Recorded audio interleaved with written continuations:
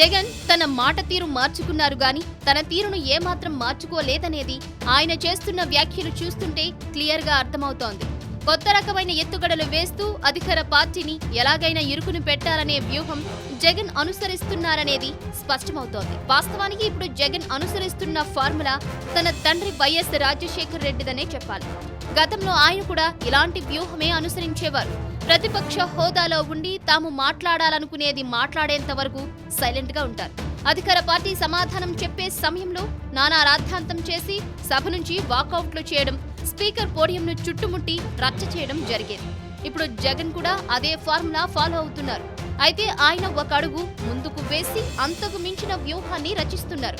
అధికార పార్టీ చెప్పే మాటలు వినడానికి జగన్ ససేమిరా ఇష్టపడటం లేదు. అలాగని తన పార్టీ నాయకులకు కూడా సభలో మాట్లాడే అవకాశం ఇవ్వడం లేదు. తాను చెప్పిందే ఫైనల్ అన్నట్లుగా సభలో మాటల దాడి చేసి సభ నుంచి బయటకు వచ్చేస్తున్నారు. ఇక జగన్ మాట తీరులో ఎలాంటి మార్పు వచ్చిందనేది క్షుణ్ణంగా పరిశీలిస్తే తాజాగా గవర్నర్ ప్రసంగ తీర్మానంపై ఆయన చేసిన వ్యాఖ్యలే ఇందుకు నిదర్శనం. ఏపీ ప్రభుత్వం అభివృద్ధి బాటలో ముందుకు దూసుకువెడుతుందని గవర్నర్ చేసిన వ్యాఖ్యలపై జగన్ ఘాటుగానే స్పందించారు. చెంచాడు అభివృద్ధి చేసి చాంతాడంత గొప్పలు చెప్పుకుంటున్నారంటూ జగన్ విమర్శించడం ఆయన వ్యూహాత్మక ఎత్తుగడకు నిదర్శనమనే చెప్పాలి. రైతుల రుణమాఫీ విషయంలోనూ ఏపీ అభివృద్ధి విషయంలోనూ ప్రభుత్వం ఏమీ చేయకుండానే చేస్తుందంటూ గొప్పలు చెప్పుకుంటుందని విమర్శించడంలో జగన్ సక్సెస్ అయ్యారనే చెప్పాలి. ఇదే జగన్ తీరులో కనిపించిన కొత్త మార్పు అనేది కూడా పలువురి రాజకీయ విశ్లేషకుల అభిప్రాయం. మొత్తానికి జగన్ రాజకీయ ఎత్తుగడలు వేయడంలో నైపుణ్యం సంపాదించుకుంటున్నారు. ఒకప్పుడు ఆయన ప్రసంగం పేలవంగా సాగేది. రాయించుకొచ్చిన స్క్రిప్టును తనకున్న టైంలో చదివి అప్పగించేసేవారు. కానీ ఇప్పుడు తనకు తాను రాసుకొచ్చిన స్క్రిప్టును అప్పచెబుతున్నారు.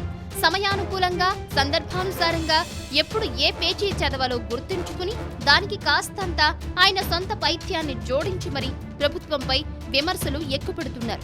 ఇదంతా జగన్ పార్టీ రేటింగ్ను పెంచుతుందనే చెప్పాలి.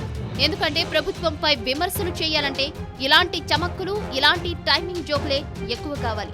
జలీల్ ఖాన్ పై పేల్చిన పంచ్ డైలాగ్ కానీ, ప్రభుత్వ తీరును తప్పుపట్టడంలో ఆయన పేల్చుతున్న పంచులు గాని ఏమైనా జగన్లోని రాజకీయ నైపుణ్యం పెరుగుతుందని సంకేతాలు వెలువడుతున్నాయి. ఇవన్నీ ప్రజలకు, ప్రజా సమస్యల పరిష్కారానికి ఎంతవరకు ఉపయోగపడతాయో చూడాలి. Thanks for watching one India Telugu. For more details please subscribe one India Telugu. Don't forget, share and like. Thank you.